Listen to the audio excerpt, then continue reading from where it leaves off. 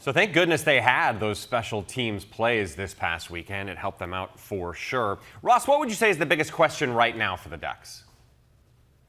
Well, certainly it's the offensive line. What do they say often about football teams? If you don't have an O-line, you don't have anything. And I think we've seen the Ducks O-line struggle considerably.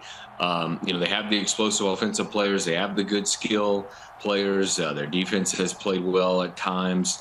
They're searching for the right group still offensively. They've used 4 different combinations of players along the offensive line. So I think coaches are obviously trying to find the right mix and match. How about this? Through 2 games, Oregon's offensive line has allowed 7 sacks, and that doesn't include many other pressures. So that has to get shored up before this Big Ten schedule cranks up.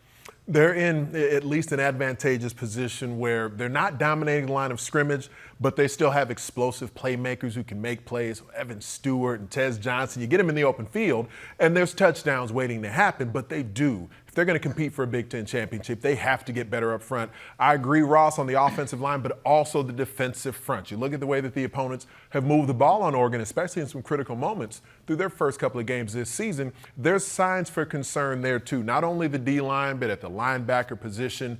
And the overall operation has just been a little sloppier than I anticipated, than I think a lot of folks anticipated, where the ball has been on the ground a bunch. They've blown protections. There have been penalties on special teams. So there's a lot for Oregon to be 2-0 and be sort of, I guess, satisfied with in the moment. But there's a lot of meat on the bone, not only with the execution between the white lines, but just the level of focus that's really required for a championship level team. It's kind of to summarize the two of you, basically, the line of scrimmage on both sides for Oregon has been one of the big problems for them. And by the way, they haven't even played a great team yet. So we're 2 games in. Now, like Boise State may make the college football playoff. I think they're definitely a good, but they've got better waiting on their schedule.